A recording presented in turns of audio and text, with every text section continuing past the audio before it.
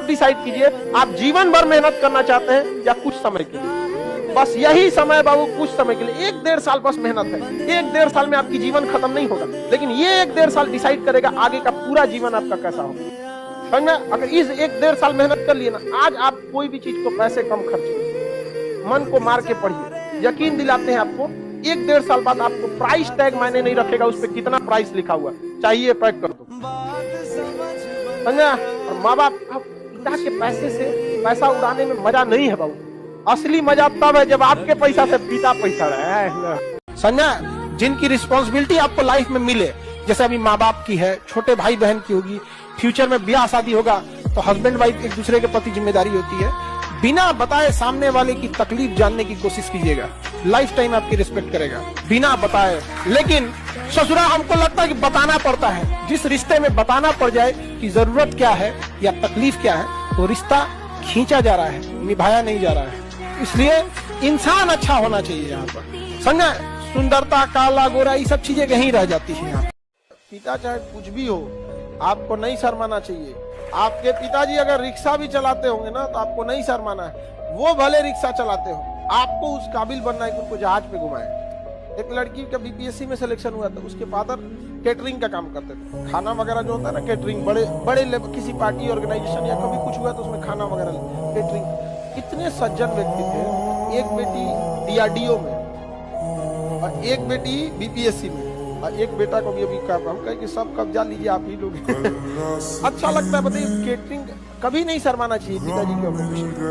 समझा कि नहीं? चाहे आप जिस एज में है, यंग, आप लोग के एज में ज्यादातर की मम्मी शायद पढ़ी ना हो, बहुत लोग, लेकिन सोचिए, मेरी भी मम्मी नहीं पढ़ी, लेकिन सोचिए अगर नहीं पढ़ने के बाद यहाँ तक पहुंचा दी हम लोग, अगर पढ़ लेती तो क्या करती। कंपटीशन एग्जाम की तैयारी करने वाले किसी एस्पिरेंट के साथ आप 5 मिनट बैठोगे ना, तो आपको पता चलेगा कि अंदर से सब खत्म बैठे हैं। एक पेपर के चक्कर में सब छोड़ दिया यार। अच्छे कपड़े पहनना, तैयार होना, ये सोच के कि जिस दिन नौकरी लगेगी दोस्तों के साथ घूमने जाएंगे, इस चक्कर में कहीं बाहर जाना छोड़ दिया।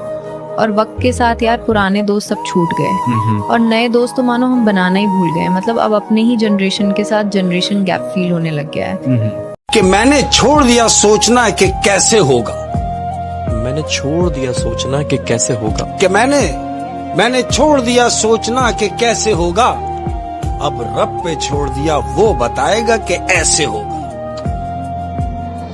याद रखिएगा, जब बात बात पे कसम खाए थोड़ा सावधान रहिएगा, बात बात पे मुंह फुलाए सावधान रहिएगा।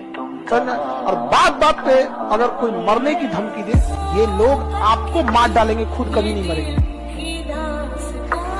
एक बात हमेशा याद रखना, भरोसा अपने पर रखो तो ताकत बन जाती है, भरोसा दूसरों पर रखो तो कमजोरी बन जाती है।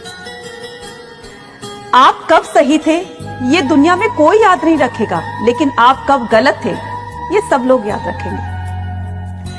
इस दुनिया में ऐसा कोई नहीं है जिसको कोई समस्या ना हो, लेकिन इस दुनिया में ऐसा भी नहीं है कि इस समस्या का समाधान ना हो।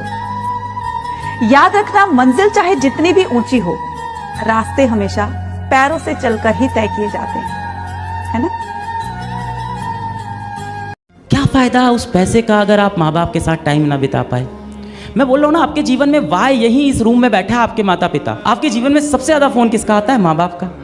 और आप सबसे कम फोन किसका उठाते हो? माँ बाप का ही। टाइम रहते वैल्यू समझ लीजिए। थोड़ी सी कड़वी बात है, एक दिन ये कॉल आना बंद हो जाएगा, एक दिन तो होगा ही ना। और जिस दिन ये कॉल आना बंद हो जाएगा, उस दिन जो गिल्ट होगा आपको मन में, जो पछतावा होगा उस दिन, आंख के आगे वो दिन आप सोच लो ना, भी आप जी नहीं पाओगे।